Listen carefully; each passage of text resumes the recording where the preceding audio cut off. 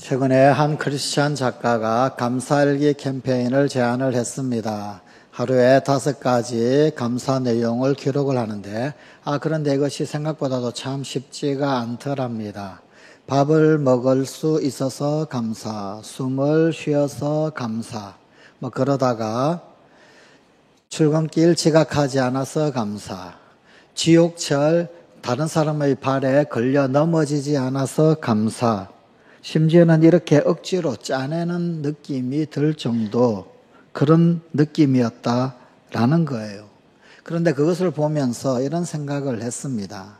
사실 어쩌면 우리는 감사거리가 없는 것이 아니라 감사하는 훈련이 안 되어 있구나 이런 생각을 해보았습니다. 오늘 맥주 감사절은 우리 신앙의 감사를 다시 연습하는 날입니다. 아마 어떤 분은 맥추라고 하는 말, 이 말이 조금 낯설 수도 있을 것입니다. 맥, 보리맥자 한자로요. 추는요, 거둘추 혹은 아니면 추수할 추입니다. 그래서 보리 거두는 절기, 보리 추수하는 계절 이런 의미지요. 영어로는 Feast of Weeks라고 하는 말을 쓰는데 이것이 바로 성경의 용어로는요 77절 혹은 오순절입니다. 오늘 본문 가운데서는 맥추절이라고 알려주기도 합니다. 오늘날 우리는 사실 농업사회를 살고 있지는 않습니다. 그래서 보리추수라고 하는 이 말은 어쩌면 우리 피부에 참 와닿지 않는 그런 말일 수도 있습니다. 또 거리감이 있게 느껴질 수도 있습니다. 하지만 이 보리추수, 이 맥추절, 이 절기의 의미는 오늘날에도 여전히 그 영적 의미가 참 깊습니다. 맥추절은 1년의 절반이 지나간 시점, 하나님께 처음 수확한 열매를 드리는 절기입니다. 첫 수확이다 라고 하는 이 점에서 하나님께 가장 먼저 가장 귀한 것을 드린다 라고 하는 고백이 담겨 있지요. 그러므로 오늘날 우리는 이 절기를 통해 단순한 보리추수의 절기, 보리추수의 계절 이런 개념이 아니라 감사의 자세로 내가 살고 있는가, 하나님 앞에서 내 감사가 여전히 살아있는가라는 것을 돌아보는 거룩한 기회로 삼아야 합니다. 오늘 우리에게 주신 하나님의 말씀을 현대의 언어로 재경청하시겠습니다. 먼저 출애굽기 23장 16절의 말씀입니다. 너희는 너희가 애써서 밭에 씨를 뿌려서 거둔 곡식의 첫 열매로 맥추절을 지켜야 한다. 또 신명기 16장 10절의 말씀입니다. 그리고 주 너희의 하나님이 너희에게 주신 복을 따라 마음에서 우러나오는 예물을 가지고 와서 주 너희의 하나님께 칠칠절을 지켜라. 성경 속 맥추절은 그냥 단순히 수확의 감사제가 아닙니다. 이 절기에는 사실 아주 중요한 2가지 의미를 지니고 있습니다. 먼저 출애굽기 23장 16절은 이 맥추절을 지키되 첫 열매로 지켜야 한다라고 말씀하고 있습니다. 여기 첫 열매라고 하는 것은 바로 하나님의 소유다 그런 뜻입니다. 이스라엘 백성은 농사로 먹고 살았기 때문에 첫 수확 이것은 참 중요한 것이었습니다. 첫 수확은 생존의 문제와도 연결되는 것이었습니다. 그런데 하나님은 그중 가장 먼저 그 첫 번째 것, 그 가장 귀한 것 그것을 나에게 드리라 라고 말씀을 하셨습니다. 왜일까요? 첫 수확을 드리는 것 이것이 곧 모든 수확의 주인이 하나님이시다 라고 하는 것을 고백하는 행위이기 때문입니다. 이것이 바로 감사의 본질입니다. 감사란 내가 가진 것이 하나님의 것이다 라고 하는 것을 인정하는 믿음의 고백입니다. 또한 신명기 16장 10절은 맥추절에 자원하는 마음으로 드리라 라고 말씀하고 있습니다. 신명기 16장 10절에 자원하는 예물이라고 하는 이 표현은 이것은 곧 마음에서 우러나오는 예물을 뜻하는 것입니다.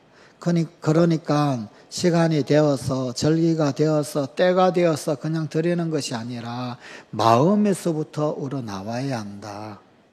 억지로가 아니라 기쁨으로. 마치 어린아이가 엄마 생일 선물로 자기 저금통을 깨트려서 사탕을 사주는 것처럼, 그런 것처럼 말입니다. 하나님은 우리가 무엇을 드리는가 그것을 잘 보십니다. 하지만 우리가 무엇을 드리는가 그것을 보시기 이전에 어떤 마음으로 드리는가 그것을 더 먼저 그리고 깊이 보십니다. 어떤 마음으로. 결국 맥주 감사란 내가 가진 것, 이것이 하나님의 것이다라는 사실을 인정하는 믿음의 고백을 마음에서 우러나오는 예물을 기꺼이 하나님 앞에 드리는 것으로 표현하는 것입니다. 결국 맥주 감사는 마음 그리고 표현 그리고 그 가운데 하나님 인정이 있어야 하는 것이더라, 그런 말입니다. 하지만 오늘날 우리 삶 속에서 감사는 점점 이벤트성으로 바뀌는 듯합니다. 시간이 되니까 혹은 철을 따라서 계절이 되어서 그래서 하는 것이다. 혹은 감사를 기념일로 제한하거나 혹 결과가 좋아야만 드리는 것, 결과도 없는데 무슨 감사인가, 그런 것으로 착각하기가 쉽습니다. 흔히 감사에 대하여서 이런 오해들이 있습니다. 감사는 좋은 일이 있을 때만 하는 것이다. 정말 그런 것일까요? 우리는 무언가 잘 풀릴 때 감사하려고 합니다. 하지만 성경은 범사에 감사라고 우리에게 일러주십니다. 데살로니가전서 5장 18절입니다. 범사에 감사하라. 심지어 고난이 있다라고 한다 할지라도 감사하라. 그것이 성경의 가르침입니다. 사실 이스라엘 백성들이 지켜야 했던 이 맥추절은 수확이 시작이 된 시점이지 모든 1년의 수확이 끝이 난 시점이 아닙니다. 이제부터 제대로 수확 시작을 하는 것이지, 그래서 앞으로 수확이 많이 남아있고 그것들을 저장고 가운데 다 모아드리기까지 하고 해야 할 일들이 수도 없이 많이 있습니다. 그런데 그런 시점 가운데서 앞으로 해야 할 것들이, 앞으로 수확해야 할 것들이 더 많이 있는 그 시점 가운데서 이 맥주 감사절을 지키라라고 하는 것이 성경의 말씀입니다. 하나님께서 분부하신 것이었습니다. 결국 뭘 말합니까? 맥주 감사, 이것은 수확이 완전히 끝난 시점이 아닌 시점에서 먼저 감사하는 것이었습니다. 그러기에 맥주 감사는 앞으로의 그 수확도 하나님께 맡겨드리며 하는 그런 감사였습니다. 진정한 감사는 결과에 대한 반응이 아니라 하나님에 대한 신뢰의 표현입니다. 내가 이룬 것이니까 내가 챙겨야 한다? 혹 이런 마음, 이런 생각이 있을 수도 있습니다. 정말 그럴까요? 첫 수확은 물론 내 손으로 일군 것입니다. 얼마나 땀을 흘렸을까요? 얼마나 애쓰고 수고하고 노력했을까요? 하지만 그 노력조차도 사실 내 것은 아니었더라. 도움이 꼭 필요했더라. 그것이 가능했던 이유는 비가 있었고 햇빛이 있었고 또 계절과 생명의 순환이 있었기 때문이더라 라는 것입니다. 우리는 때로 이건 내 노력의 결과다 그렇게 말을 합니다. 하지만 그 노력조차도 하나님의 은혜로 주어진 건강, 하나님 은혜로 주어진 기회에서부터 비롯되는 것이더라, 그런 말입니다. 감사는 생각으로만 해도 충분하다. 이것 또한 사실일까요? 물론 마음속 감사도 중요합니다. 하지만 성경은 늘 감사를 행동으로 표현하게 합니다. 감사하면 드리는 것이 있고, 감사하면 돌아보는 사람이 있고, 감사하면 고백하는 말이 있습니다. 예배가 없고 나눔이 없고 고백이 없는 감사는 진정한 감사가 아닙니다. 그렇다면 오늘을 살아가는 우리는 어떻게 맥추절을 지켜야 할까요? 첫째, 처음 것을 하나님께 드리십시오. 처음 것. 시간 중에 첫 시간을 하나님께 드리는 예배, 수입 중에 첫 소득을 하나님께 드리는 11조, 하루의 첫 계획을 하나님 앞에 올려드리는 기도, 이것이 맥추절의 정신입니다. 둘째, 나의 맥추절을 기억하십시오.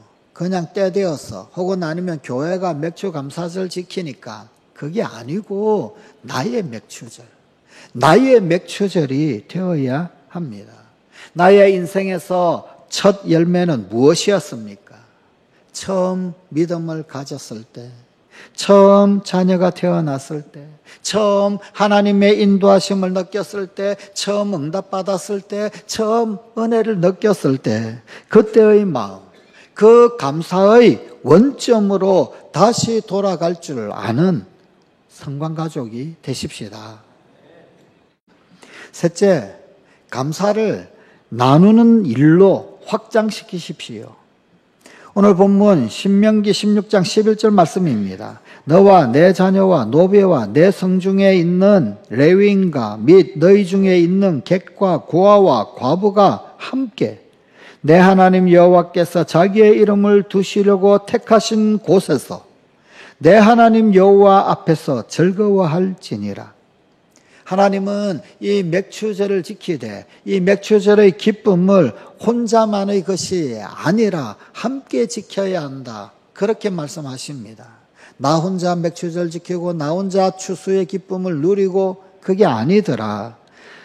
자녀와 함께, 혹 집에 있는 노비가 있다면 그 노비와도 함께, 성중에 있는 레위인, 그 레위인과 함께, 뿐만 아니라 고대 사회에 철저히 소외된 대명사, 객과 고아와 과부들, 그들과 함께 이 맥추절을 지켜라. 어디에서? 그들조차도 성전에서 여호와께서 자기 이름을 두시려고 택하신 곳, 그곳 가운데서 다 모여 함께 맥추절을 지켜라 라는 것입니다. 하나님은 이 맥추절의 기쁨이 결코 혼자만의 것이 아니다. 이것은 공동체의 것이다. 이것은 함께 누려야 하는 것이다. 공동체가 함께 누리는 것이 되기를 원하셨습니다. 받은 복을 함께 나누는 것, 그것이 진짜 감사입니다. 컴패션 코리아의 후원 이야기입니다.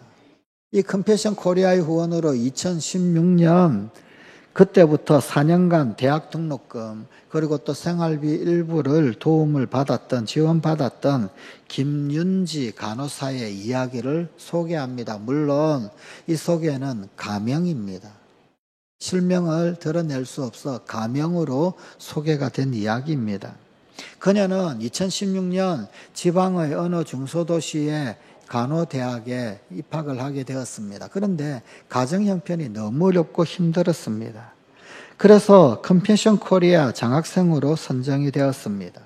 그래서 매 학기마다 등록금 200여만 원을 받았고 뿐만 아니라 도서비 혹은 생활비 쪽으로 50만 원을 더 지원을 받았습니다. 간호학과를 수석으로 졸업을 했습니다. 학교 안팎으로 여러 가지 봉사도 하고요. 또 다음 세대 지원의 중요성을 몸소 깨닫기도 했다고 합니다. 그녀는 4년 동안 잘 지원을 받았고 학교를 졸업하고 2020년 3월 서울 소재의 종합병원 신규 간호사 채용에 합격하여 입사를 했습니다. 첫 월급으로 통장에 입금된 금액이 250여만 원이었습니다. 그녀는 급여 내역을 확인한 날 컴패션 코리아 사무국에 전화를 걸었습니다. 그리고는 헌금 의사를 전달을 했습니다. 첫 월급의 11조인 25만 원, 이 25만 원을 컴패션 코리아 후배 장학생 지원 기금으로 헌금을 했습니다. 물론 교회도 있고 교회 11조도 있지만 이 컴패션 코리아를 잊지를 않았습니다.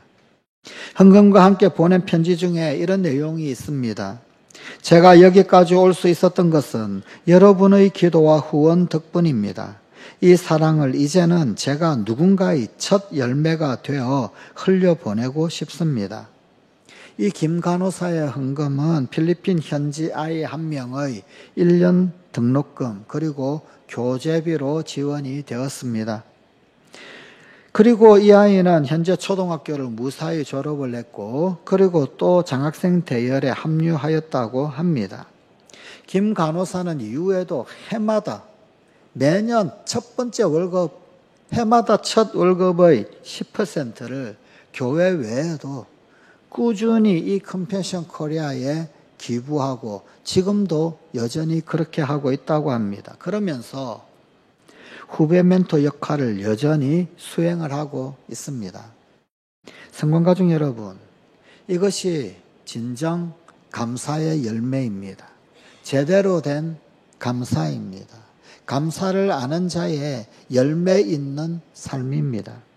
사랑하는 성관가족 여러분, 감사는 신앙의 출발이자 신앙의 완성입니다. 감사는 있는 것에서 출발하여 없는 것을 소망하게 만드는 힘입니다. 감사는 현재의 열매를 드리며 미래의 약속을 붙드는 믿음입니다. 올 한 해 하나님이 우리에게 주신 절반의 시간 동안 우리가 받은 은혜를 돌아보며 열매보다 더 귀한 마음의 첫 것을 하나님께 드릴 수 있는 성관가족이 됩시다. 기도하시겠습니다. 하나님, 현재의 열매를 드리며 미래의 약속을 붙드는 믿음이 우리 성관가족들의 믿음이 되게 하여 주시옵소서. 올 한 해 하나님이 우리에게 주신 절반의 시간 동안 우리가 받은 은혜를 돌아보며 열매보다 더 귀한 마음의 첫 것을 하나님께 드릴 수 있는 우리 성관가족이 되게 하여 주시옵소서. 수확의 시작이지만 그러나 그 너머 위의 모든 것들 다 하나님을 신뢰하는 표현이 바로 우리의 감사가 되게 하여 주시옵소서. 예수님 이름으로 기도드리옵나이다. 아멘.